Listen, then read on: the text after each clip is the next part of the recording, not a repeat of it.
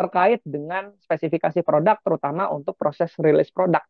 Jadi dalam proses rilis produk, Bapak Ibu, di setiap industri pangan yang mengimplementasikan FSSC 22000, untuk proses rilisnya harus memperhatikan juga aspek yang berhubungan dengan mutu produknya. Misalnya warna produk, ya kadar air dari produknya, kondisi kemasannya juga harus diperhatikan untuk proses rilis produknya. Kemudian bisa juga mengenai berat atau volume dari produknya, itu juga harus kita perhatikan ya. Apakah sesuai atau tidak dengan spesifikasi dari produknya untuk proses rilis produk tersebut. Nah, hasil pemantauan parameter mutu untuk proses rilis produk itu harus dianalisa dan dievaluasi, misalnya melalui tinjauan manajemen gitu ya. Berapa persen nih produk yang dirilis karena parameter mutunya sesuai? Berapa persen produk yang dirilis karena parameter mutunya tidak sesuai? Itu juga perlu dibahas nanti dievaluasi di dalam rapat tinjauan manajemen. Ya, seperti itu. Pada saat internal audit berlangsung, item berkaitan dengan mutu QC ya itu juga harus diaudit pada saat internal audit itu berlangsung ya. Kemudian yang kelima, alat-alat ukur yang digunakan oleh bagian QC, misalnya bagian QC punya moisture analyzer untuk mengetahui kadar air ada di dalam produk pangannya, atau bagian QC punya timbangan sendiri untuk melakukan sampling terhadap berat dari produk akhir yang dihasilkan. Maka alat-alat ukur tersebut jangan lupa dikalibrasi juga ya dan dimasukkan ke dalam jadwal atau program kalibrasi perusahaan. Ada dua prosedur tambahan di sini yang perlu disiapkan mengenai bagian QC ini sendiri ya, yaitu prosedur pengendalian kuantitas dari produknya itu harus ditetapkan dan diimplementasikan untuk menjamin produk-produknya itu memiliki kuantitas sesuai dengan permintaan dari pelanggan dan regulasi yang terkait. Nah, di sini untuk menghindari adanya kesalahan informasi atau klaim pada label mengenai kuantitas dari produknya itu sendiri. Lalu yang kedua, harus ada prosedur untuk startup produksi dan line change over produksi. Nah, ini untuk prosedur ini disiapkan untuk memastikan line produksi yang akan digunakan, scene, peralatan, termasuk juga label dan pesan yang akan digunakan adalah yang sesuai dengan permintaan pelanggan dan regulasi yang terkait. Untuk menghindari labeling, misalnya, untuk menghindari kesalahan penggunaan kemasan, nah, itu kan terkait dengan parameter mutu semuanya, seperti itu. Ya, itu juga harus disiapkan prosedur. Jadi ada dua prosedur tambahan ya untuk implementasi parameter QC dari FSSC 22000. Oke, sampai sini kalau ada yang mau ditanyakan silakan Bapak Ibu. Kita lanjutkan ke poin yang 10 mengenai transportasi pergudangan. Ya, ada beberapa poin tambahan dari FSSC 22000. Yang pertama, ini berlaku untuk semua kategori rantai pangan yang punya gudang. Harus ada prosedur, ya, kemudian sistem yang mengatur untuk rotasi stok. Termasuk kapan penggunaan FIFO, kapan penggunaan FIFO. Kalau bisa FIFO first expired, first out, dan FIFO itu berjalan beriringan first in, first out-nya. Ya. Menyesuaikan dengan kondisi dari barang yang disimpan di gudang. Kalau barang udah mau expired, dahulukan penggunaan FIFO dibandingkan FIFO. Tapi kalau produknya expirednya berurutan, nah itu kita bisa menggunakan FIFO saja, first in, first out, seperti itu. Itu yang perlu disiapkan di prosedur penyimpanan atau prosedur gudang ya. Kalau bisa dua sistem itu berjalan beriringan menyesuaikan dengan kondisi dari barang yang disimpan di area gudang. Untuk kategori C0 ya, industri rumah potong ayam, rumah potong hewan, itu harus ada persyaratan khusus juga terkait dengan waktu dan suhu setelah penyembelihan, terkait dengan pendinginan dan pembekuan produknya. Jadi tahapan setelah biasanya produk hewan itu disembeli kan ada proses pembersihan jeroan, pembersihan darah, kulitnya harus dikuliti dulu sebelum produknya itu dibekukan misalnya. Proses itu kan memakan waktu ya dan harus dilakukan di ruangan yang suhunya juga terkendali agar mikroba-mikroba, bakteri-bakteri itu tidak tumbuh pada daging ikan atau daging hewan yang sudah disembelih tadi. Nah, itu harus ditentukan standar waktu, standar suhunya kira-kira gimana. Ya, selama proses pengeluaran jeroan sampai nanti produknya itu mau didinginkan atau dibekukan. Di kategori F1, retail, pastikan produk dikirim dalam kondisi kendaraan yang meminimasi terjadinya kontaminasi. Ya, jadi kebersihan kendaraannya, pemisahan produk pangan dan non pangan di kendaraan yang sama itu juga harus diperhatikan pada saat proses pengiriman di kategori F1. Retail itu tidak hanya menjual produk pangan, dia menjual racun tikus misalnya, dia menjual misalnya deterjen, sabun dan sejenisnya. Nah, itu yang harus diperhatikan.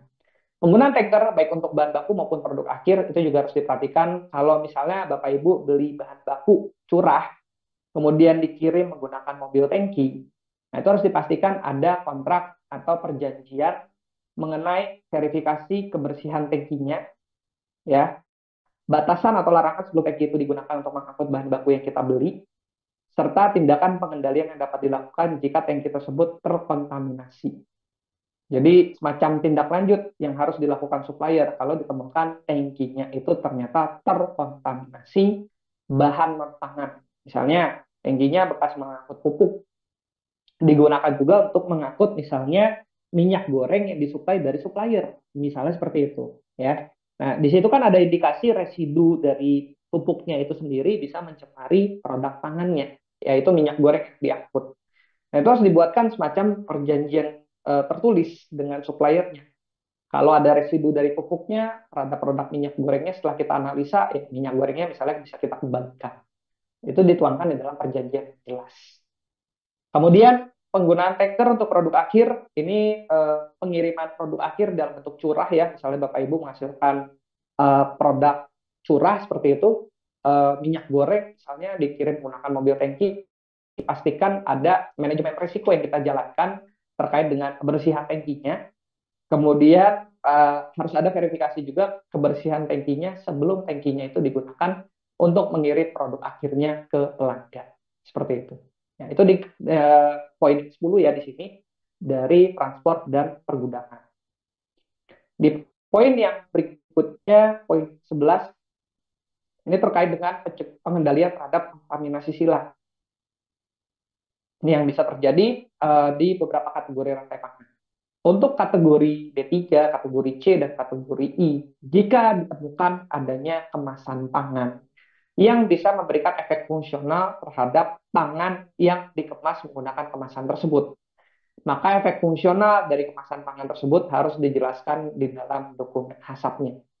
Misalnya ada plastik ya yang bisa menambah umur simpan dari produk pangannya sampai dengan 2 hari, maka efek fungsional dari plastik tersebut itu harus dijelaskan misalnya di dalam spesifikasi plastik atau kemasan plastik tersebut yang ada di dalam dokumen HACCP, ya, supaya efek fungsionalnya bisa tersampaikan ya, atau bisa diinformasikan ke pihak terkait lain seperti itu. Untuk kategori C0 ini harus ada semacam inspeksi yang dilakukan secara berkala di area kandang hewan ternaknya atau di proses pengeluaran jeroannya untuk memastikan hewan ternaknya tetap layak dikonsumsi oleh manusia. Pada saat proses pengeluaran jeroan di tahapan itu eh, tahapan yang memungkinkan ya penyakit, kemudian bakteri, mikroba itu menyebar ke daging yang sudah disembelih tadi. Nah, itu harus dipastikan ada inspeksi secara berkala yang dilakukan terkait dengan kelayakan. Untuk kategori D, industri pakan ternak dan makanan hewan, ini harus ada prosedur terkait penggunaan zat-zat aditif atau ingredient yang bisa mempengaruhi kesehatan dari hewan ternak yang mengkonsumsi pakan ternak tersebut misalnya. Ya, misalnya kayak di industri pakan ternak kan kita menambahkan vitamin, mineral, ya, dan lain sebagainya. Nah, itu jangan sampai overdosis. Harus ada prosedur untuk melakukan formulasi, ya, menentukan formulasi terhadap bahan tambahan tersebut di dalam pakan ternaknya. Nah, yang berikutnya di semua kategori rantai pangan kecuali F2 harus ada penilaian resiko terlebih dahulu dalam bentuk misalnya HACCP ya untuk menentukan kebutuhan peralatan untuk mendeteksi benda asing seperti metal detektor, magnet trap, X-ray. Kebutuhannya itu disesuaikan berdasarkan penilaian resiko yang kita tentukan. Ya, jadi kalau dari penilaian resiko HACCP misalnya ya terdeteksi adanya kontaminasi logam di produk akhir. Sebagai bentuk pengendaliannya kita rencanakan menggunakan metal detektor, maka itu harus diadakan metal detektornya. Dan juga harus ada justifikasi yang kuat kenapa kita tidak menggunakan metal detektor tersebut jika tidak dibutuhkan. Misalnya seperti itu. Justifikasinya karena apa nih metal detektornya tidak kita gunakan? Nah, itu teman-teman Bapak Ibu harus siapkan justifikasi yang kuat. Prosedur terkait dengan penggunaan dan pengelolaan alat-alat pendeteksi benda asing tadi, misalnya metal detektor, X-ray, magnet trap, kalau kita gunakan, itu harus ada prosedurnya, SOP-nya untuk operasional dari alat-alat tersebut. Nah, lalu harus ada juga manajemen untuk pengelolaan atau pengendalian benda asing, termasuk prosedur atau SOP untuk ini ya mengelola pecahan-pecahan dari kaca, dari akrilik maupun material-material akuh lainnya. Itu harus dibuatkan semacam prosedur atau SOP-nya. Itu di poin yang ke-11, tambahan untuk mengendalikan kontaminasi silang. Sebagaimana yang tadi sudah dijelaskan juga di bagian GMP, seperti itu. Oke, di poin yang ke-12 ini terkait dengan verifikasi PRP atau audit GMP. Audit GMP sendiri itu dikhususkan untuk kategori B3, kategori C, D, G, I, dan K saja ya, yang harus mengimplementasikan poin yang ke-12 ini. Jadi audit GMP secara rutin memang harus dilakukan minimal bulanan. Tapi frekuensi di setiap bulannya itu harus berdasarkan penilaian resiko untuk penentuan. Nah, di bawah itu ada contoh, misalnya area luar bangunan, area lab QC, area produksi, dan gudang bahan baku menjadi area yang menjadi objek dari audit internal GMP. Nah, kemudian di setiap area tersebut nilai likelihood-nya ditentukan dan nilai severity-nya juga ditentukan. Likelihood atau probabilitas di situ ditentukan berdasarkan skor dari audit tahun sebelumnya. Rata-rata nilainya berapa skor audit tahun sebelumnya. Kemudian untuk nilai severity ditentukan dari seberapa parah dampaknya kalau di area tersebut terjadi pelanggaran GMP secara umum. Misalnya di area produksi, likelihood-nya 3. Kenapa? Karena skor audit di tahun sebelumnya rata-rata di bawah 65. Kemudian untuk severity-nya nilainya juga 3, dampaknya signifikan. Kalau terjadi pelanggaran GMP di area produksi, maka dampaknya sangat signifikan terhadap produk pangan yang ditangani di area produksi. Makanya di situ 3. Sehingga nanti area produksi dilakukan audit 3 kali dalam sebulan untuk audit GMP. Nah, ini beda dengan misalnya gudang bahan baku. Likelihood-nya 1 karena skor audit di gudang bahan baku di tahun sebelumnya itu bagus, nilainya di atas 85% rata-rata. Kemudian severity-nya dampaknya moderat karena sebagian dari bahan bakunya disimpan dalam kondisi yang tertutup di dalam kemasan. Ya, kalau terjadi pelanggaran GMP pun dampaknya tidak terlalu signifikan. Sehingga 1 kali 2 audit GMP-nya 1 kali dalam sebulan itu dilakukan sesuai dengan penilaian resiko tersebut. Seperti itu kurang lebih ya. Jadi penilaian resikonya ya Bapak Ibu yang tentukan sendiri sebetulnya untuk parameter-parameter yang mau dinilai dari penilaian resiko tersebut. Ini contoh saja best practice yang biasanya diterapkan kurang lebih contohnya seperti ini. Di poin yang ke-13, ini untuk perusahaan-perusahaan yang punya bagian R&D ya, di kategori B3, C, D, E, F, I, dan K. Kalau di perusahaan-perusahaan tersebut, di industri-industri pangan tersebut punya bagian R&D, maka harus ada prosedur terkait dengan kegiatan R&D. Ya, baik itu untuk produk baru, pengembangan produk, atau pengembangan proses yang ada. Itu harus dibuatkan prosedur R&D-nya. Di dalam prosedur R&D tadi memuat minimal 7 poin yang diminta dari FSSC, mulai dari terkait dengan bahaya keamanan pangan yang baru, diagram alir proses, sampai dengan khusus produk ready to cook ya, itu instruksi pemasakannya itu harus divalidasi. Dan itu harus disampaikan, harus dijelaskan bagaimana step by step-nya, langkah-langkahnya di dalam prosedur pengembangan produk baru atau prosedur R&D seperti itu. Di poin yang ke-14 ini ada status kesehatan tapi dari industri pakan ternak kategori D. Jadi harus ada prosedur untuk memastikan kesehatan personil yang bekerja di industri pakan ternak agar tidak berdampak terhadap operasional produksi pakannya. Ya, jadi harus ada prosedur medical check up di industri pakan ternak dan harus dijalankan medical check up baik sebelum maupun ketika karyawan itu bekerja di industri pakan ternak tersebut. Karena ada resiko, ada kemungkinan penyebaran penyakit itu bisa terjadi melalui pakan ternak yang dihasilkan di industri pakan ternak. Maka dari itu, industri pakan ternak kategori D harus menjalankan medical check up secara rutin terhadap semua karyawan yang berhubungan dengan produknya. Nah, ini mempertegas aja sebetulnya ya persyaratan medical check up yang tadi sudah kita pelajari di bagian GMP seperti itu.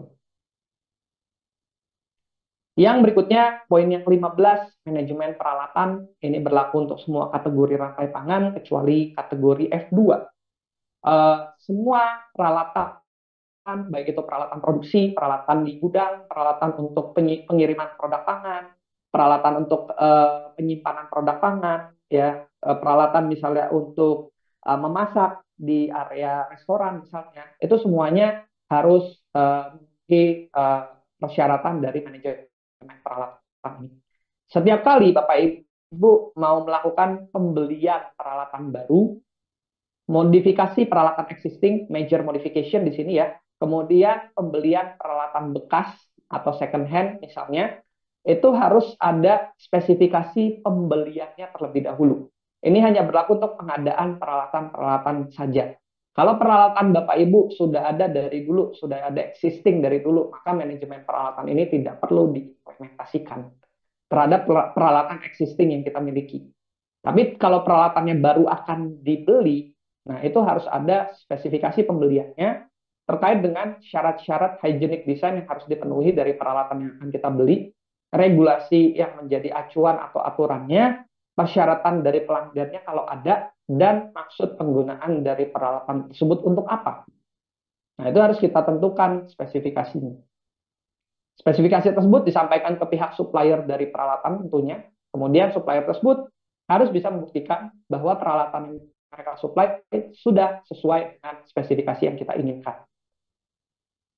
Ya, ini bisa dibuktikan misalnya salah satunya dengan adanya laporan commissioning yang diberikan dari supplier, misalnya supplier tersebut ketika peralatannya sudah diinstal, sudah dicoba, disampaikan melalui laporan commissioning bahwa peralatan tersebut sudah sesuai dengan spesifikasi pembelian yang kita inginkan. Nah, kemudian implementasikan change management berbasis risiko pada saat pengadaan peralatan baru, penggantian peralatan, atau pengadaan peralatan bekas. Change management yang ada di ISO 22000 tadi, formnya itu jangan lupa dijalankan. Sekalian menilai juga potensi-potensi risiko dan dampak dari perubahan tersebut. Itu bisa dinilai menggunakan form change management berbasis risiko tadi. Ini contoh laporan commissioning sebagai bukti ya, teman-teman, Bapak Ibu, kita sudah peralatan yang kita beli itu sudah memenuhi spesifikasi yang kita inginkan atau tidak, salah satunya dari laporan commissioning. Nanti ada berita acara dan sejenisnya. Di poin yang ke-16 ini berkaitan dengan food loss dan food waste. Food loss dan food waste ini semua kategori rantai pangan kecuali kategori I yang harus mengimplementasikannya. Food loss dan food waste itu adalah kalau di industri pangan ya, baik produk, kelebihan produk yang dihasilkan yang berpotensi menjadi limbah. Nah, supaya tidak menjadi limbah, food loss dan food waste yang kita hasilkan ini harus kita tangani sedemikian rupa di industri pangannya.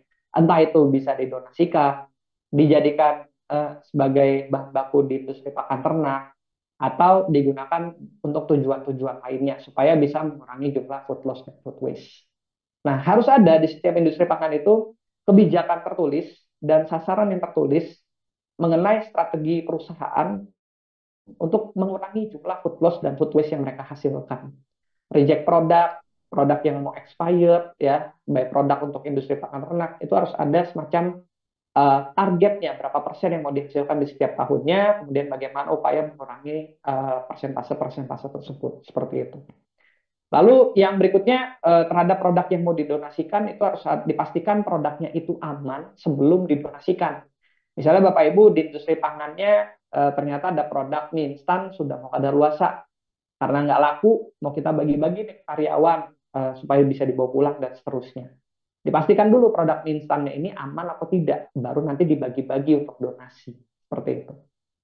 Kemudian yang berikutnya baik produk untuk industri pakan ternak harus dipastikan tidak terkontaminasi.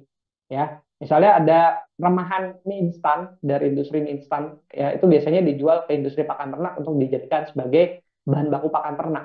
Pastikan remahan mie instannya tadi tidak terkontaminasi dan untuk kontaminan fisik, kimia atau mikrobiologi sebelum dijual ke industri pakan ternak seperti itu.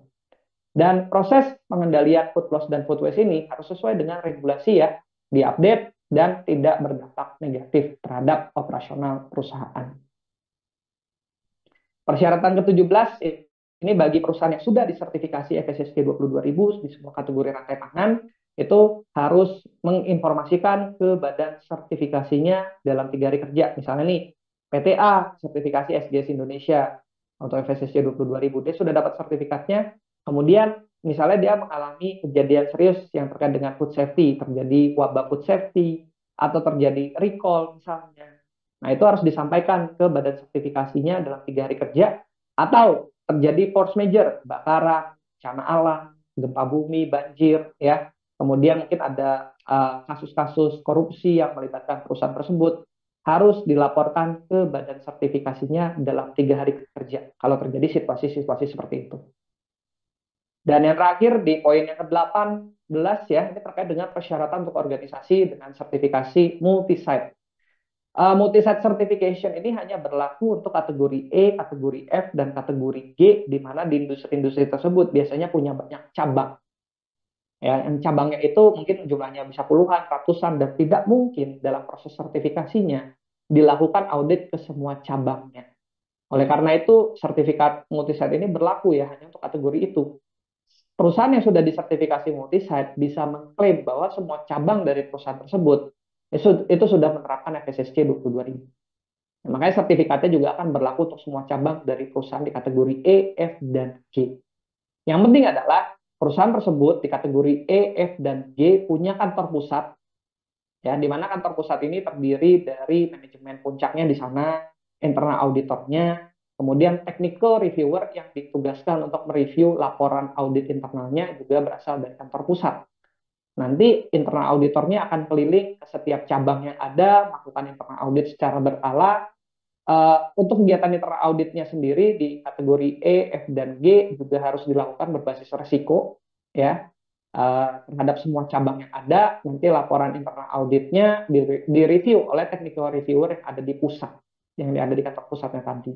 Baik technical reviewer maupun internal auditornya itu harus melewati kalibrasi atau pengecekan terhadap ini ya, kinerja dari technical reviewer dan juga auditornya, apakah punya pemahaman yang sama terkait dengan persyaratan FSSC atau tidak.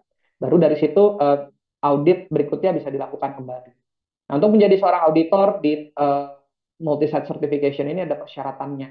Minimal 2 tahun kerja di industri pangan tersebut, termasuk 1 tahun di organisasi yang sama, pendidikan tinggi, ya. Kemudian untuk lead auditornya minimal pernah mengikuti pelatihan FSSC minimal 40 jam.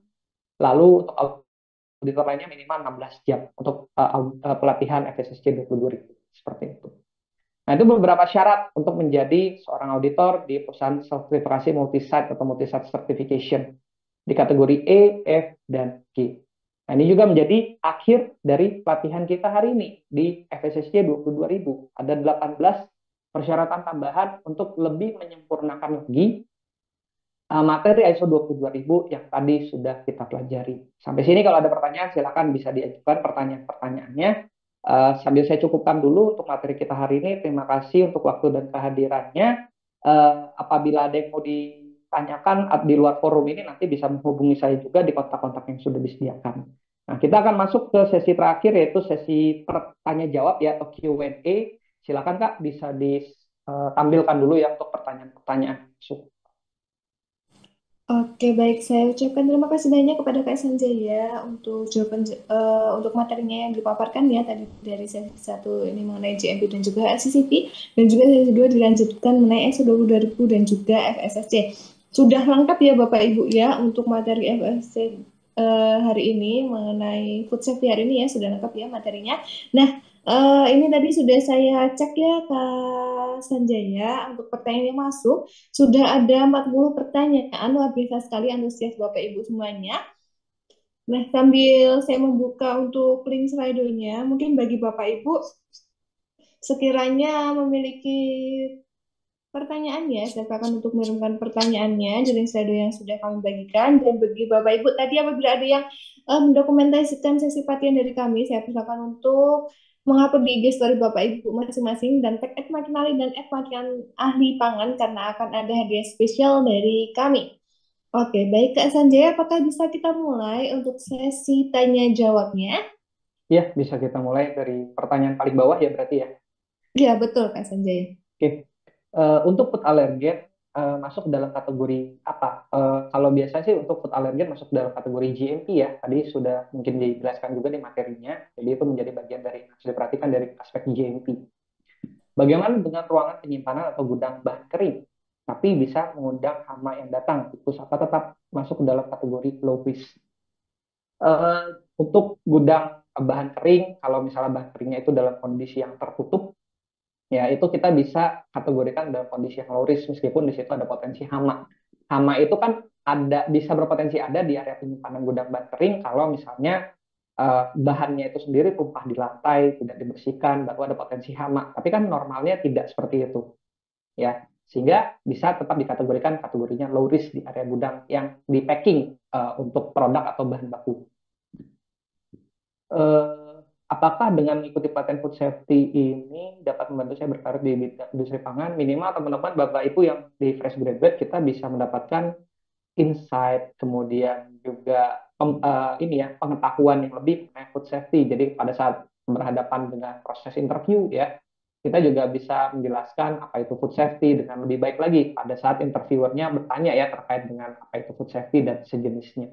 Jadi dari pelatihan ini sih ya minimal untuk fresh graduate itu bisa meningkatkan pemahaman dan kompetensinya mengenai food safety seperti itu.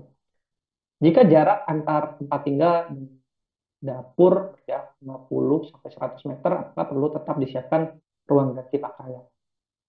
Ganti pakaian itu tetap perlu ada ya, meskipun dari luar jaraknya misalnya 10 meter nih, masuk ke ruangan produksi atau ruangan dapur misalnya, itu tetap harus ganti baju karena beda kelas kebersihan ruangannya. Kita dari luar itu kondisinya kotor, semuanya terkontaminasi. Begitu masuk ke dapur misalnya, dapur itu area yang hygiene, area yang bersih, itu kan harus ganti baju dulu. Ya, seperti itu persiapan. Oke, apakah ada tips untuk penanganan hama anjing dan kucing yang berkembang biak di lingkungan produksi?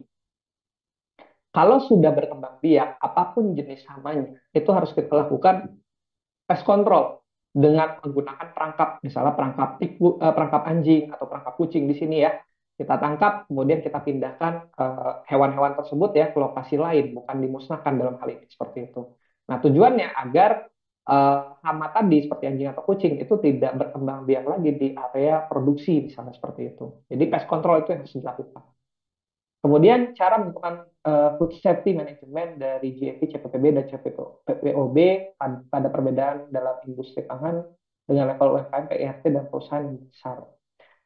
Jadi gini, GMP, CPPB, CPOB sebetulnya satu pengertian yang sama dengan GMP, yaitu terkait dengan kebersihan, sanitasi, infrastruktur bangunan, dan lain sebagainya. Itu sama kurang lebih, hanya mungkin istilah-istilahnya pendekatannya yang sedikit berbeda seperti itu. Ya. Kemudian apakah itu diterapkan di industri seperti UMKM? Ya, itu bisa memang diterapkan di industri seperti UMKM.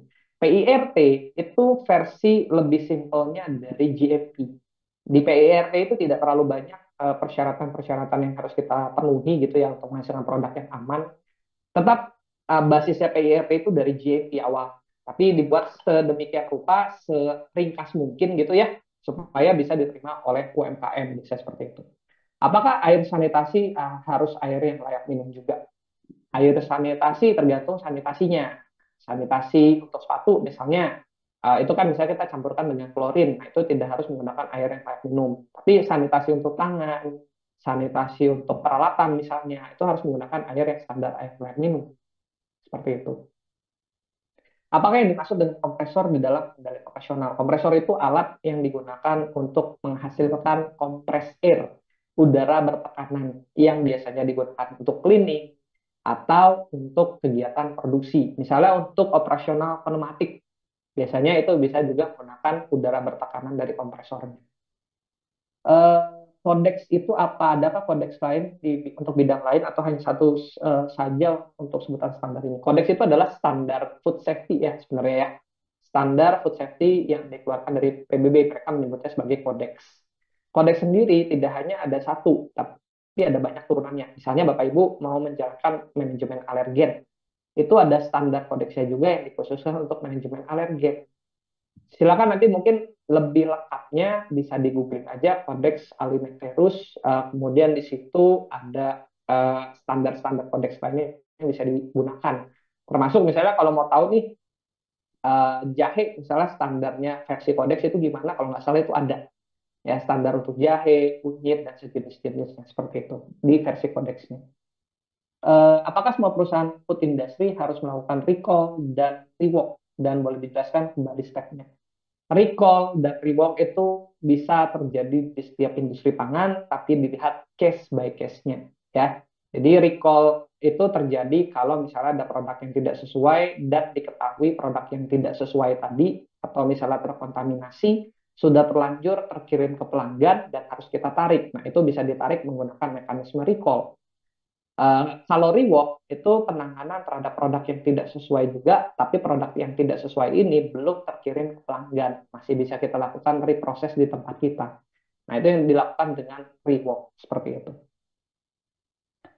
Sertifikat tadi sudah disampaikan ke semua peserta kalau upgrade premium maksimal 3 hari kerja ya.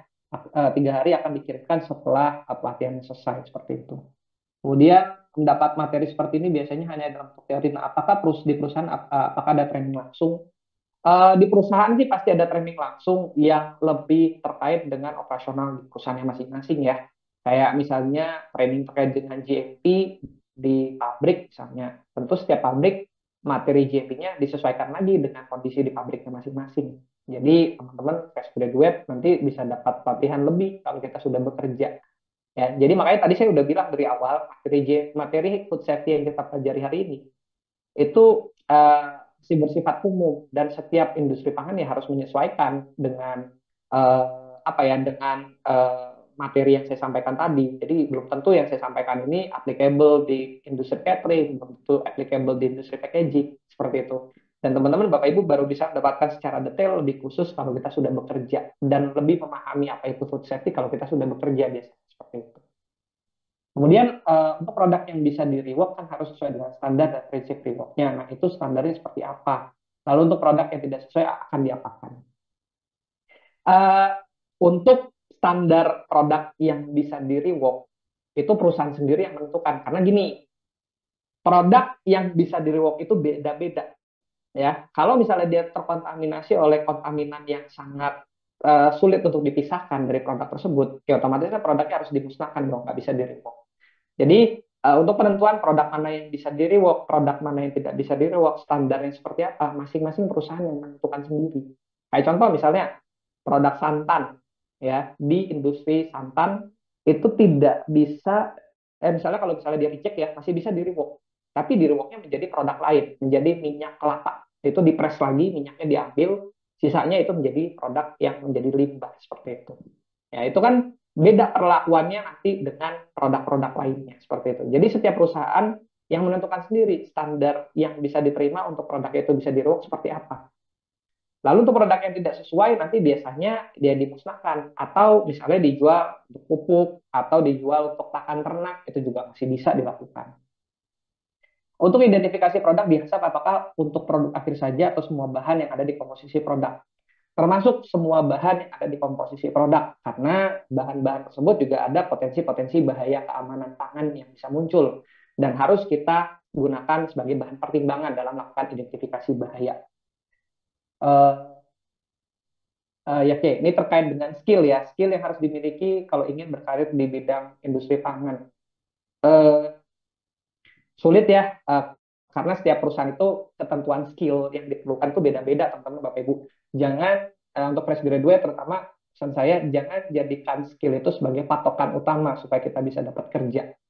Ya, karena dulu saya juga nggak punya skill apa-apa, saya juga yang penting niatnya untuk melamar kerja, ketika jadi fresh graduate, kemudian interview lolos dan seterusnya, pada akhirnya bisa kerja tanpa skill apapun yang saya siapkan seperti itu. Jadi kalau pesan saya sih ya beda-beda karena kebutuhan skill masing-masing perusahaan itu beda-beda, jadi nggak bisa dipukul rata. Kita harus punya skill ini seperti itu. Yang penting basic skill kita itu udah punya, basic skill untuk bicara, basic skill misalnya terkait dengan leadership ya, itu minimal hal-hal tersebut kita udah punya.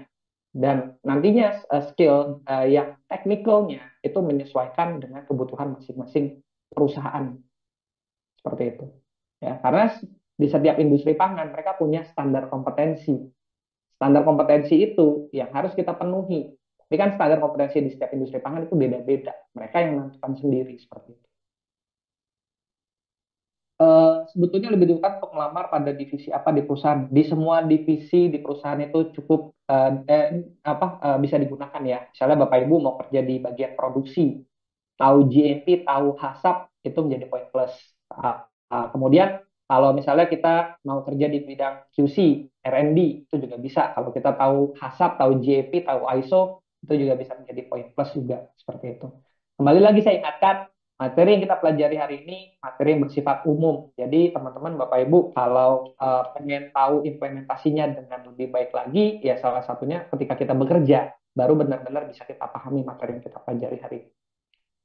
Apa itu analisa umur simpan? Analisa umur simpan adalah analisa yang kita lakukan untuk mengetahui uh, umur simpan yang paling ideal terhadap suatu produk pangan. Nah, ini biasanya dilakukan dengan penyimpanan retain sampel, kemudian nanti secara berkala retain sampelnya itu kita uji mengenai kandungan mikronya atau kandungan-kandungan lainnya seperti itu, atau menggunakan jasa analisa lab eksternal untuk membantu kita itu juga bisa. Apa air yang digunakan mengandung E. coli apakah diizinkan digunakan mencuci sayuran? Seharusnya tidak ya, karena E. coli-nya tadi bisa saja terkena sayurannya, kemudian tidak bisa kita kendalikan E. coli-nya. Jadi kalau bisa ketika mencuci sayuran atau bahan pangan apapun, gunakan air yang layak minum. Itu yang lebih baik. Jadi kalau misalnya Bapak Ibu cuci beras nih, pakai air keran, itu kalau bisa dihindari karena di situ kan ada potensi mikro yang belum dikendalikan sama sekali. Ya meskipun nanti mikronya bisa saja kita kendalikan pada saat proses pemasakan nasinya. Tapi kan tetap aja kalau bisa dihindari ya sedini mungkin menggunakan air yang pahit. Pohon keputusan adalah pohon keputusan adalah suatu metode ya sebetulnya daftar pertanyaan yang bisa kita gunakan untuk menentukan critical control point dari suatu bahaya yang signifikan. Ya, itu isinya ada 4 pertanyaan tadi di pohon keputusannya yang perlu kita jawab satu persatu untuk kemudian nanti menentukan suatu bahaya yang signifikan itu perlu dikendalikan dengan dikendalikan dengan CCP atau tidak perlu dikendalikan dengan CCP seperti itu. Oke, apakah pengendalian bahaya yang dilakukan dapat menggunakan metode hierarki pengendalian bahaya, eliminasi, substitusi dan seterusnya? Beda ya. Jadi kalau eliminasi substitusi itu di HSE, di K3 dan lingkungan dan lebih tepat di sana. Kalau pengendalian bahaya di bahaya keamanan pangan itu lebih ke bahaya keamanan pangannya sendiri yang kadang-kadang tidak bisa kita eliminasi sama sekali gitu ya. Jadi kalau bisa sih metode hierarki pengendalian bahaya di K3 ataupun di lingkungan hidup itu jangan digunakan di food safety karena mungkin agak kurang tepat lah seperti itu.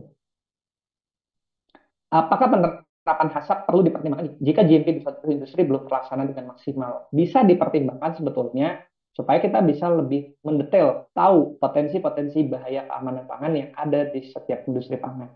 Karena di GMP kita kan nggak mengidentifikasi bahaya yang ada di industri pangannya, kita hanya sekedar ya mengendalikan bahaya yang kira-kira tidak signifikan. Tapi dengan HACCP kita bisa lebih detail lagi, tahu bahaya yang mungkin muncul di produk akhir apa saja, bagaimana menentukan tindakan pengendalian yang efektif. Seperti itu. Acceptable level itu kita bisa tahu angkanya dari mana. Tadi dari regulasi. Ya, kalau nggak dari regulasi, dari jurnal.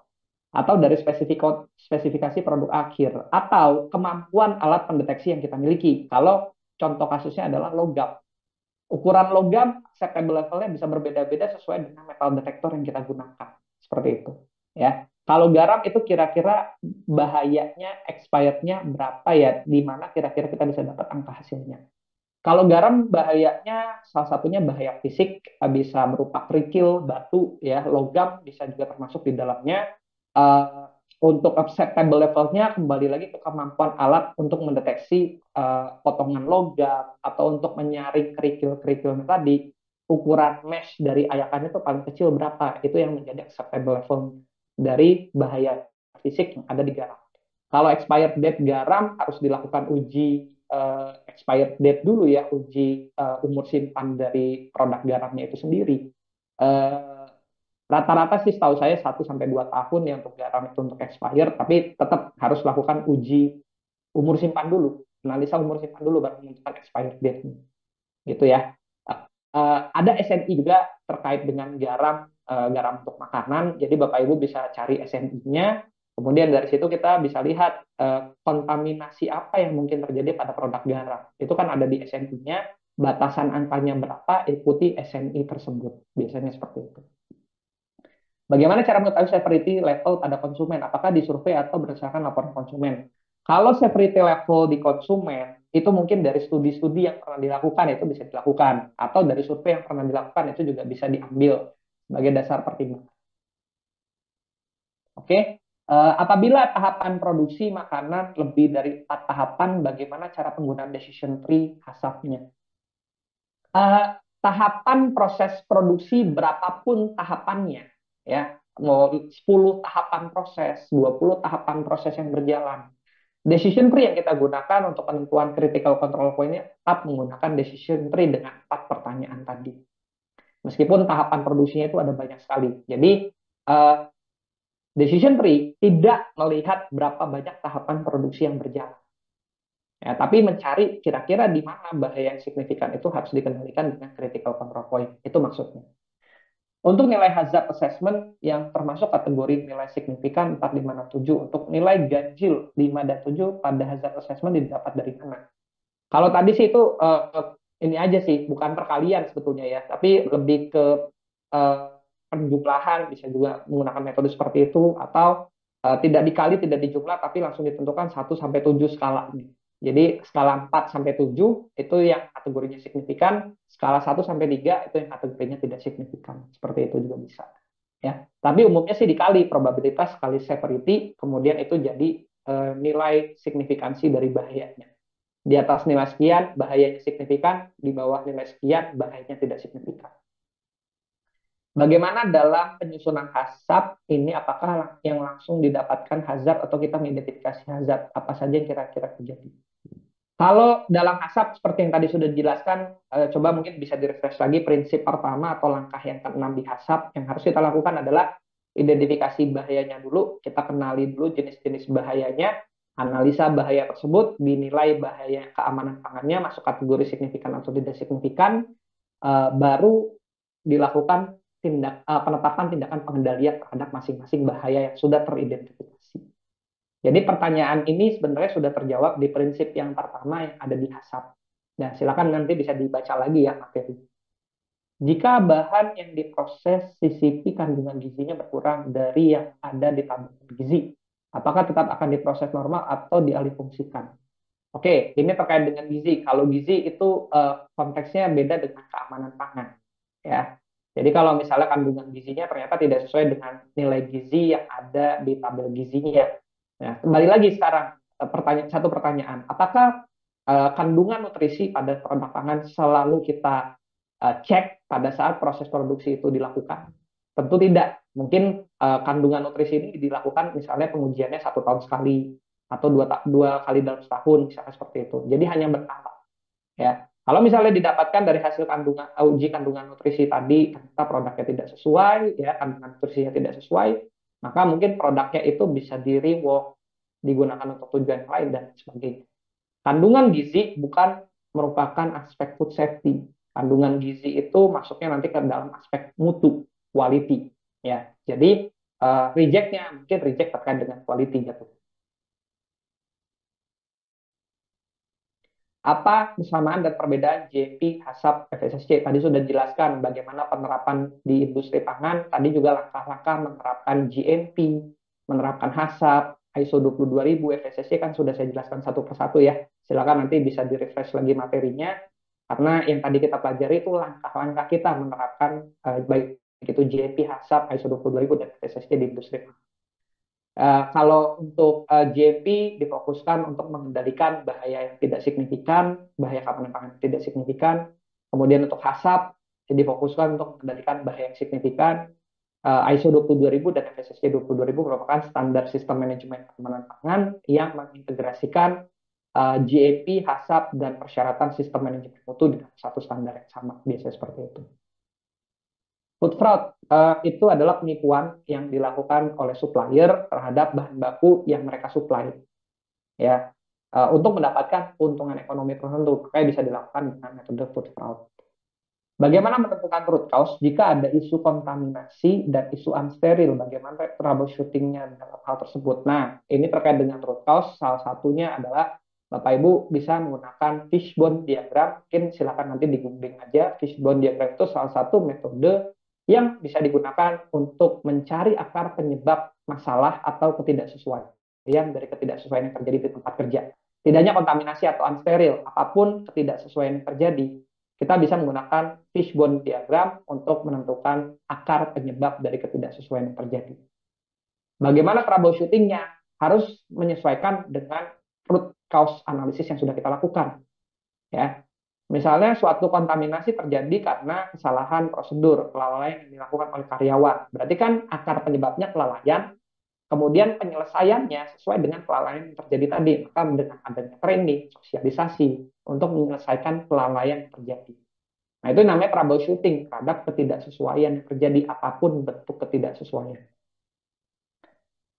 Penetapan waktu traceability di form recall, apakah sudah ada standar atau ditentukan oleh pihak kita sendiri? Kita sendiri yang sebenarnya menentukan. Kalau FSSC ISO 22000 tidak ada standar untuk waktu pelaksanaan traceability-nya.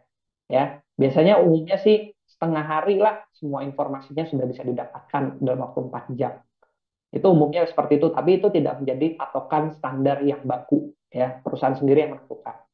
Untuk mengetahui kategori jenis industri rantai pangan sesuai FSSC 22000 di mana bisa dibuka materi tadi saya di awal, mungkin pertanyaan ini karena mungkin tadi nggak sempat mengikuti materi yang ada di awal di FSSC 22000-nya. Di situ saya sudah jelaskan kategori, misalnya kategori B3 itu apa, kategori K itu apa. Tadi sudah saya jelaskan semuanya. Atau kalau kurang lengkap lagi, silakan buka di website FSSC 22000. Di sana juga ada kategorisasi industri pangan ya, yang ada di FSSC 22000. Kalau ada bahan baku work in process yang di towing sudah lewat expired date atau best before, tapi sudah ada trial test food dan perpanjangan masa pakai, itu ancaman FSSC.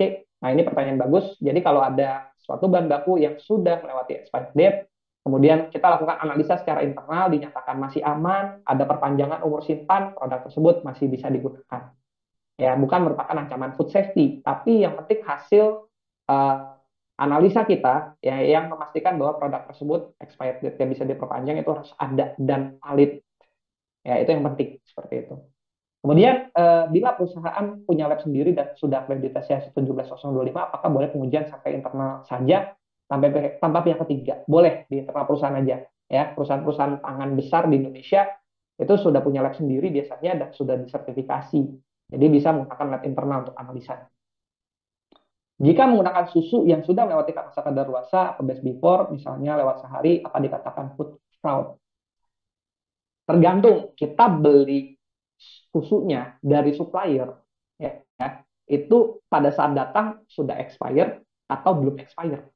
Kalau kita beli susunya, ketika susunya datang dari supplier itu ternyata sudah expired, berarti itu jatuhnya food fraud. Tapi kalau misalnya pada saat datang produk susunya itu belum expired, kita simpan di gudang, kemudian jadi expired. Nah, itu bisa dikatakan bukan merupakan food fraud.